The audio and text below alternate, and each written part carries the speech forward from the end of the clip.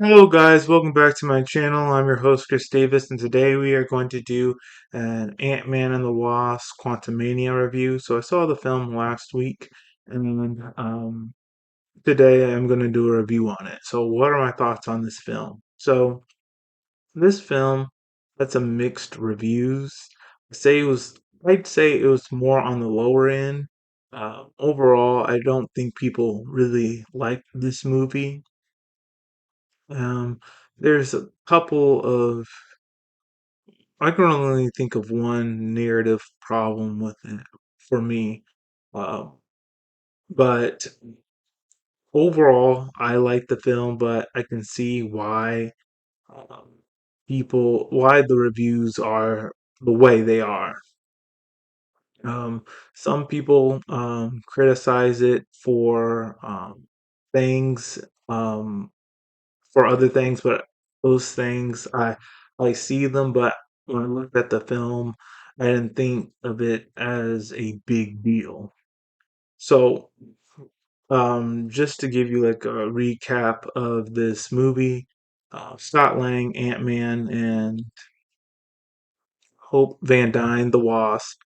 Um, they are with Scott's daughter, and she does something incredible.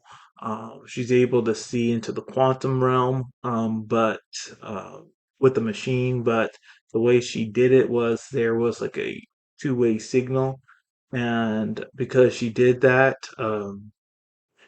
they got sucked into the quantum realm. Scott Lang's daughter, Cassie, Scott, Hope, um, Hank Pym, um, and Janet. That's Hope's mother and Hank's wife. They all get sucked into the quantum realm. And with this film, it's really about them getting out of the quantum realm. So the plus side of this film that really stood out to me was that it was the family getting together, spending some quality time with each other. So Scott and his daughter, um, those two were together in this film, and they got separated from Hank, Janet, and Hope. So you have two groups in the quantum realm. So you have the Langs with each other. You have uh, Hank and his family together. So Scott is bonding with his daughter at this time, really trying to get her to understand that like some things aren't so black and white, and being a hero isn't everything that it's cracked up to be. And they're bonding together, and Cassie is really showing her father Scott that she's really inspired by all the heroics that he did as an Avenger.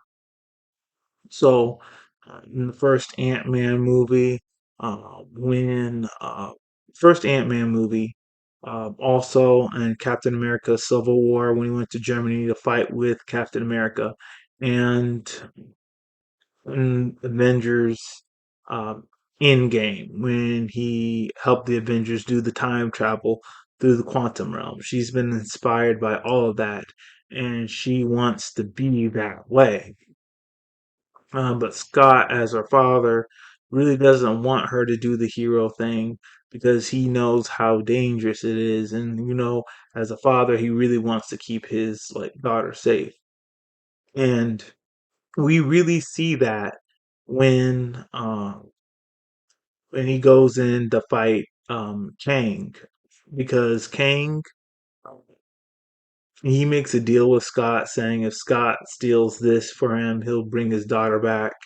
And Scott, like, not Scott, but Kang breaks his word, and then Scott just loses it. So that's just one good example of how Scott really feels about Cassie and stuff. That's his daughter. He doesn't want her to be in harm's way. Uh, then you have Janet with her family, Hope, Hank, and really their thing is Janet is hiding secrets uh, from from them, from Scott, from everybody, and uh, she's she's the secret she's keeping is her time in the quantum realm. She's been there for 30 years before they rescued her.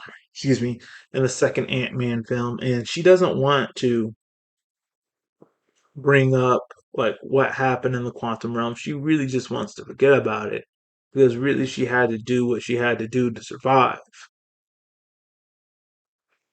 And that experience with Hank Pym, Hope, and Janet is just about really Hope and Hank getting Janet to open up about what happened in the quantum realm because what happened in the past is still like haunting her now, and she wants to get out before uh, she faces Kang, which is one of the problems she had in the quantum realm. Sorry if I said okay. I'm sorry if I said Phantom Zone, but like, it's quantum realm. Um, Anyway, Kang the Conqueror, he felt menacing in this film. He felt like a serious threat. He was a really good villain. But I think one of the issues with this film is like Kang himself. He's supposed to be the next overarching villain in the Marvel Cinematic Universe, and he's already been defeated twice. One in Loki season one, and now in this film.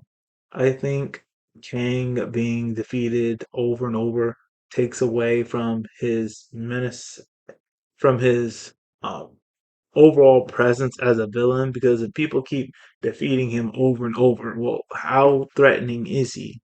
And yes, he has all these other variants and stuff, but is he really going to be threatening or menacing as a villain if the next Marvel TV shows on Disney Plus and in the Marvel movies that come out in the theaters, they're just able just to beat this guy over and over again?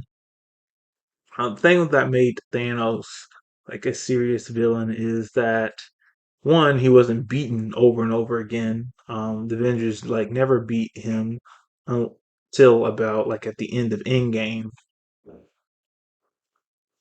But um, he had this overarching presence, and when we saw him, like the in between, like when we saw him in the first Avengers like film, and and and in the Guardians of the Galaxy, he felt like this overarching like presence in the Marvel Cinematic Universe in the Infinity Saga, and whatever was going on like in the story, he was the overarching leading up thread.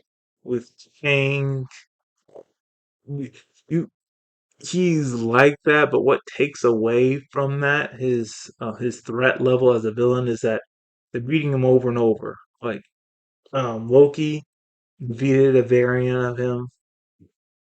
Now Ant-Man and Wasp defeated a variant of him. So they bring another Kang. So are they really going to be that threatening?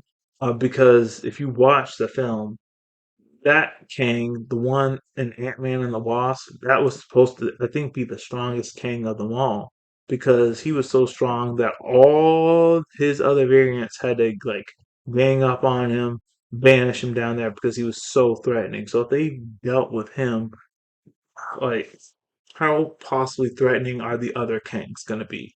Now, there may be this story loophole where he's still alive because towards the end of the film, Ant-Man is like, okay, did I really defeat like Kang for good? Is he gone for good? Is because he just got um, sucked up into something.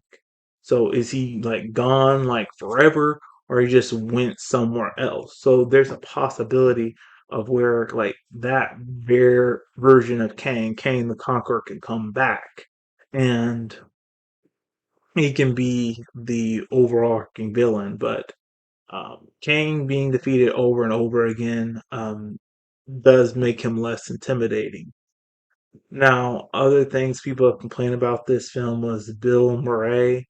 They say that he was wasted in this film, but I thought his part was fine. Yes, he's a big actor, and maybe people would have wanted him to have a bigger role. But if he was just playing a character that was a small role, I mean, that's fine. I mean, I think what people want is because he's such a big celebrity name for him to have a bigger role in the story. But if he just had a small role, I'm okay with that. Other things people have been complaining about CG for Modoc. People are saying that was terrible. Um, Modoc could have been better. I don't think they needed to bring back the first villain in Ant-Man. I think that one, he should have been in Iron Man 3, like with AIM and stuff. And Iron Man 3, too much was in there. AIM, um, the, I can't think of his name, the Mandarin. I think there was like too much going on in there. I think it either had to be like the Mandarin or AIM. Just putting them all in there, that was an issue. But that's another video for another day. Um, I think Modoc would have been served better, like with Iron Man, not put in here with Ant Man and the Wasp, because the CG, even though I thought it was okay, I see why people didn't like it as much, and I think they could have just left him out of it. Overall, I liked the film. I thought it was an okay start to Marvel Phase 5. I think it could have been a lot better. I think they gave Ant-Man Kang for us, the audience, for they want us to really believe that Ant-Man isn't this D-list hero, that he's a serious hero, that um, when we think of Ant Man, he's still up there, like with Captain America, Iron Man, Thor. Like he's a serious hero and stuff. Uh, the writers and producers don't want the audience to think that he's just a D list hero, that he's actually a serious hero. That's why I believe they gave Kang for Ant Man to fight as a main villain because they want to get over on the audience that Ant Man is a serious hero.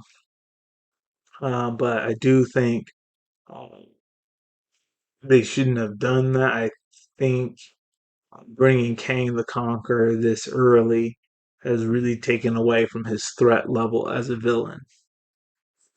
So overall, good movie. I liked the family element. I liked the exploration of the quantum realm. The quantum realm to me looked like a germ world, a place where just germs live. I'm sorry, that's what it looked like to me. But overall, I like the movie. Uh, if you want to, is this a movie you can skip over? I don't think so. I think if you want background information and context on future films going forward, I think you need to watch this one.